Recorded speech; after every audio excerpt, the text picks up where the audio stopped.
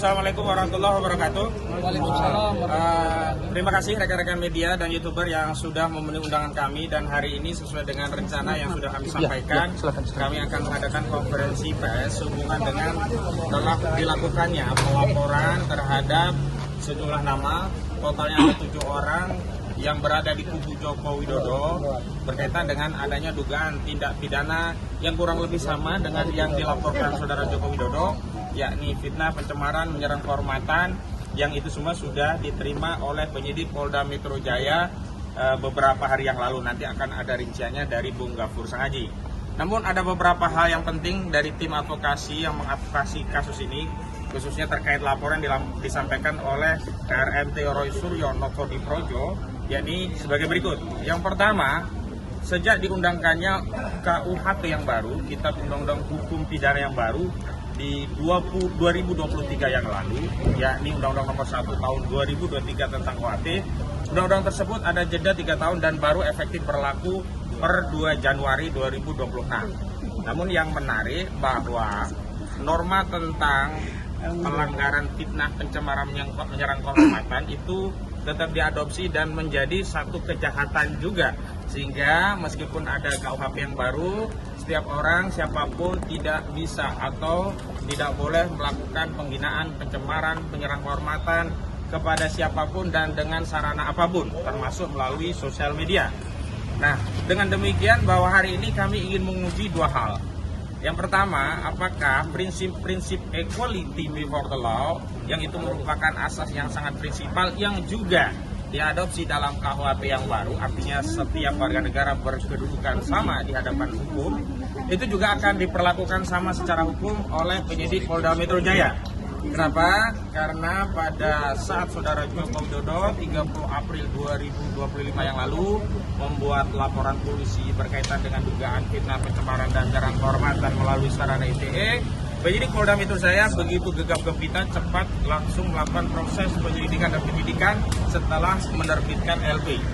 Nah, kita akan uji apakah jika laporan itu dilakukan oleh klien kami KRMT Roy Suryo Noto di Projo, itu juga akan mendapat reaksi yang sama. Setidaknya saat ini kami apresiasi dari sisi penerimaan LP, sudah diterbitkan LP, tetapi tidak cukup dengan hanya menumpuk LP dalam berkas. Kami juga ingin melihat lebih lanjut apakah polisi juga equality dalam konteks melakukan penyelidikan dan penyidikan, bahkan menetapkan 7 orang tersangka yang dilaporkan oleh klien kami.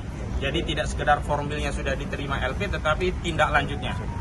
Yang kedua, kami ingin tegaskan sikap kesatria klien kami yang tidak saja melaporkan peristiwa, tetapi spesifik juga menyebutkan nama-nama yang nanti juga akan dijelaskan Bung Gafur, yang itu mengkonfirmasi bahwa klien kami tidak ingin mengekstensifikasi laporan ini kepada banyak pihak, seolah-olah nanti akan banyak pihak yang tertuduh dilaporkan. Ini berbeda sekali dengan laporan saudara Joko Widodo yang saat itu hanya mengaku melaporkan peristiwa saja, tidak menyebut nama, tapi ternyata dalam LP yang dia tanda tangani itu justru sudah ada nama-nama. Bahkan nama-nama itu kan menjadi meluas, yang tadinya hanya 5 inisial, terakhir meningkat menjadi 12 orang terlapor, dan kita ketahui ada 3 layer saat itu. Layer pertama layer aktivis, layer kedua akademisi, dan layer ketiga itu adalah layer media atau YouTuber. Namun dalam perjalanannya kami bersyukur klien-klien kami yang ada di layer media atau juga YouTuber yang saat itu juga kami tangani, diantaranya mantan Ketua Komisi Pemberantasan Korupsi KPK Abraham Samad, tidak naik dalam konteks menjadi penyidikan dijadikan tersangka. Tetapi bukan itu poinnya. Poinnya memang sebenarnya apa yang dialami atau yang dilakukan oleh Roy Suryo dan kawan-kawan itu adalah konteksnya sedang melakukan penelitian yang memang kesimpulannya menyatakan ijazah saudara Joko Widodo palsu, bahwa tentu saja saudara Jokowi tidak akan senang dan juga pendukungnya akan kecewa berat, meradang, meronta-ronta, ya, gulung-gulung begitu ya, karena kesimpulan itu palsu. Itu hal yang lain, tetapi itu adalah konteks dalam konteks penelitian, dan hari ini justru tidak ada konteks penelitian sama sekali. Apa yang dilakukan oleh kubu Jokowi melalui sejumlah nama, diantaranya adalah Mosato, Irjen Mosato, nanti ada penjelasan yang lainnya, itu sama sekali tidak punya underlying sebagai peneliti atau apapun. Bahasa-bahasanya, bahasa frontal, bahasa yang tidak mungkin bisa ditafsirkan kecuali itu penghinaan, kecuali itu adalah suatu penyerangan kehormatan. Jadi tidak butuh ahli, tidak butuh ahli bahasa, tidak butuh ahli sosiologi, tidak butuh ahli psikologi, tapi kita semua orang yang punya nurani, punya akal sehat pasti akan setuju dan sependapat bahwa statement yang disampaikan oleh terlapor ini adalah tindakan-tindakan atau pernyataan yang terkategori menyerang kehormatan dan kemudian merendahkan marwah klien kami. Memang kami tak sampai hati untuk mengutip atau setidaknya mengcopy paste apa yang menjadi statement mereka karena terlalu menyakitkan ya, terlalu vulgar begitu. Namun yang jelas ketika polisi telah menerbitkan laporan berarti memang statement itu layak untuk dilakukan penyelidikan dan penyidikan. Yang ketiga, ini sekaligus penegasan kepada kubu Joko Widodo bahwa saudara telah memulai perang terbuka dengan membuat laporan polisi pada 30 April 2025 yang lalu. Dan hari ini laporan yang dilakukan klien kami bukanlah perang yang dimulai oleh klien kami, tetapi ini adalah balasan terhadap siapapun yang ada di kubu Jokowi yang terus membela dan membela dengan serangan-serangan yang di luar nalar kami. Dan karena kita negara hukum, setiap tindak kejahatan apapun meskipun baru dugaan, maka sudah menjadi kewenangan hak dari klien kami untuk membuat laporan polisi. Jadi sekali lagi, kalau kami dulu sudah menyatakan siap melayani, meladeni apa yang akan dilakukan oleh kubu Jokowi dan seluruh pengikutnya, seluruh pentaklid butanya, hari ini kami tegaskan ini adalah bagian dari kesiapan kami, baik prinsipal maupun tim advokasi untuk menuntaskan. Dan kami minta dukungan seluruh rakyat Indonesia, karena apa yang diteliti oleh klien kami Roy Suryonoto di Projo itu bukan untuk dan atas nama kepentingan pribadi, tapi ini bagian dari perjuangan untuk menyelamatkan bangsa dan negeri ini dari legasi sejarah buruk pernah dipimpin oleh seorang presiden yang berijazah palsu. Itu harus kita tuntaskan. Dan saya menghimbau kepada saudara Joko Widodo, jika masih tersisa sedikit sikap negarawan dari saudara meskipun tidak lagi menjadi presiden, maka hentikanlah seluruh tuduhan-tuduhan yang tidak berdasar. Saudara telah menuduh ada orang besar di balik perjuangan klien kami. Saudara tidak membuktikan apa yang menjadi tuduhan saudara. Padahal saudara berulang kali menyatakan siapa yang mendalilkan, siapa yang menuduh, dia harus membuktikan. Maka hari ini kami katakan bahwa saudara telah menuduh ada orang besar di belakang kami, maka saudara harus membuktikan. Dan terbukti selain kami sudah melakukan berbagai bantahan bahwa ada orang besar, bahkan pada tanggal 31 Juli 2025 yang lalu kami sudah mengirimkan somasi kepada saudara Joko Widodo. Tetapi sampai hari ini tidak respon, dan saat itu ternyata memang intensitas tuduhan itu turun. Baru kemudian di tanggal 4 Desember 2025, saudara Joko Widodo kembali mengulangi tuduhan orang besar saat diwawancara oleh stasiun Kompas TV.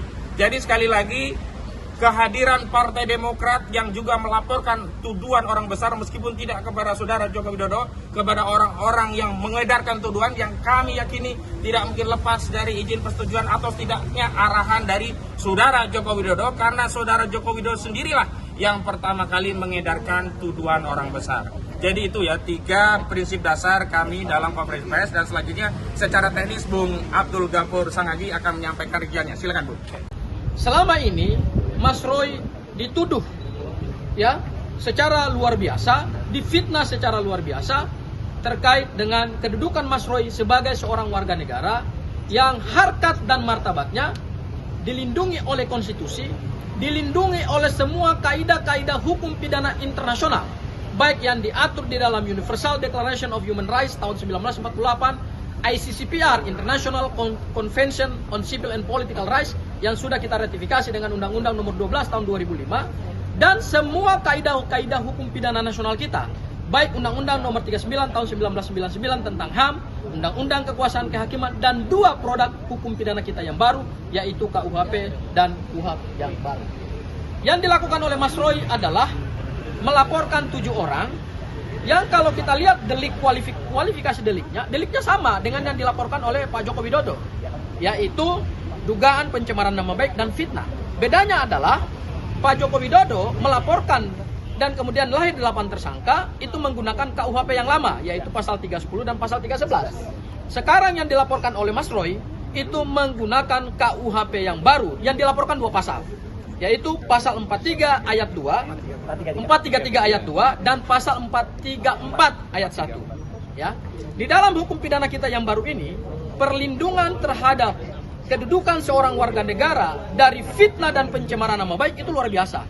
Ya, diatur di dalam bab 17 KUHP yang baru, dan luar biasanya di KUHP yang baru ini ada 5 pasal yang secara spesifik dari pasal 433 sampai pasal 437. Dahulu di KUHP yang lama hanya 2 pasal, pasal 310 dan pasal 311. Jadi yang dilaporkan oleh Mas Roy, saya tegaskan kembali lagi, bukan karena kedudukannya sebagai seorang tersangka, tidak, tetapi karena kedudukannya sebagai seorang warga negara yang punya hak dan dilindungi oleh konstitusi dan dilindungi oleh hukum, mempunyai hak untuk melaporkan siapa saja yang diduga telah melakukan pencemaran nama baik dan fitnah. Itu hal yang pertama, ya. Hal yang kedua, yang dilaporkan Mas Roy ini ada 2 klaster. Klaster pertama adalah klaster di mana ada 5 terlapor yang diduga kuat telah melakukan pencemaran nama baik terkait dengan tuduhan dan fitnah bahwa ijazah Mas Roy adalah ijazah palsu, ya. Dan kemudian ada penyerangan terhadap harkat dan martabatnya Mas Roy sebagai seorang pribadi kodrati yang dilindungi oleh konstitusi dan undang-undang. Itu klaster pertama. Dan klaster kedua ada 2 terlapor, yaitu terkait dengan tuduhan bahwa Mas Roy terlibat di dalam proyek korupsi Hambalang. Pada saat itu Mas Roy sebagai bagian dari kader Partai Demokrat, ya. Tetapi perlu saya tegaskan, berdasarkan bukti-bukti yang sudah kami sampaikan kepada penyidik Polda Metro Jaya, setidak-tidaknya pada saat kami melaporkan ini dan di SPKT, Mas Roy saat itu bukan sebagai terlapor, bukan sebagai tersangka, dan bukan juga sebagai saksi. Sama sekali tidak ada hubungannya dengan proyek Hambalang itu, ya. Jadi nggak ada kaitannya. Tetapi narasi-narasi yang dibangun oleh para fitnah dan penuduh seolah-olah Mas Roy, bahkan ada videonya, seolah-olah Mas Roy adalah bagian dari tindak pidana korupsi Hambalang, ya. Nah, oleh karena itu, dalam kesempatan yang baik ini, kami meminta kepada Polda Metro Jaya agar laporan Mas Roy yang sudah naik tahap pro justisia, 7 terlapor itu telah diterbitkan LP-nya, dan kemudian LP-nya ini akan diproses sesuai dengan KUHP yang baru. Karena sudah pro justisia naik pada tahap penyelidikan, kami minta ada beberapa hal. Yang pertama, penyidik Polda Metro Jaya harus betul-betul menegakkan asas-asas hukum pidana yang diatur dalam KUHP baru dan KUHP baru.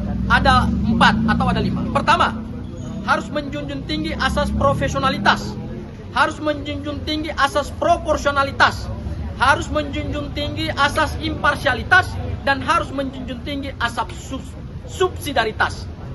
Profesionalitas artinya penyidik harus menjalankan kewenangan berdasarkan KUHP dan Undang-Undang Kepolisian dengan baik. Tidak boleh ada orang yang punya akses ke kekuasaan dilindungi, sementara ada orang yang tidak punya akses ke kekuasaan itu kemudian ditindak. Download Tribun X sekarang, menghadirkan lokal menjadi Indonesia.